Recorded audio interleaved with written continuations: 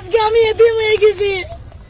সবারই সন্তান আছে, যার বাপ থাকে না, তার কেউ থাকে না, তারা এতিম হয়ে যায়।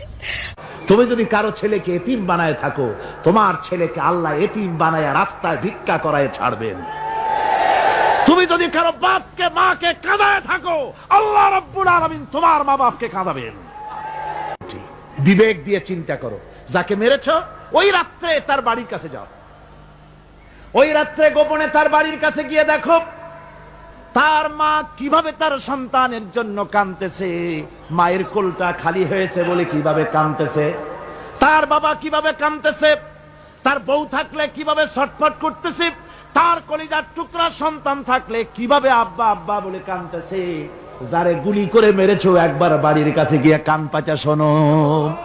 মনে রাখো যুবক, সন্ত্রাসীরা শুনে রাখো, অস্ত্র দিয়া মানুষকে যারা মেরেছো, আল্লাহর কসম করে বলি যেভাবে মেরেছো ওইভাবে তোমাকেও নিহত হতে হবে, কোনো সন্দেহ নাই। বাড়িতে গিয়ে ডায়েরিতে লিখে রাখো আমার কথা। থামুন, বাড়িতে গিয়ে ডায়েরিতে লিখে রাখুন, ডায়েরিতে লিখে রাখো, যদি তুমি কাউকে হত্যা করে তার বউকে যদি বিধবা বানায় থাকো, তোমার বউ বিধবা হবেই, কোনো সন্দেহ নাই। তুমি যদি কারো ছেলেকে এতিম বানায় থাকো, তোমার ছেলেকে আল্লাহ এতিম বানায় রাস্তায় ভিক্ষা করায় ছাড়বেন। তুমি যদি কারো বাপকে মাকে কাঁদায় থাকো, আল্লাহ রাব্বুল আলামিন তোমার মা বাপকে কাঁদাবেন। তুমি যদি বেয়নটের খোঁচা দিয়া, ড্যাগারের খোঁচা দিয়া একটা মানুষকে যদি বুক ফেড়ে থাকো, তোমার বুকটা ঝাঁঝরা করে দেওয়ার মতো অস্ত্র আল্লাহ তৈরি করে রেখেছে। বিশ্বাস করো, বিশ্বাস করো। অননুমোদিত অস্ত্র থানায় জমা দিয়ে দাও, মসজিদে ঢোকো, নামাজ পড়ো, চরিত্রবান হয়ে যাও। তোমাদের প্রতি আমার উদাত্ত দাওয়াত, আমার বুক ভরা দরদ।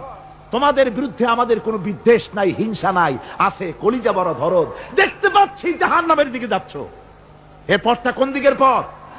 জোরে বলেন, কোথার পথ? ওই নেতাদের পিছনে আর চলো না, তওবা করো।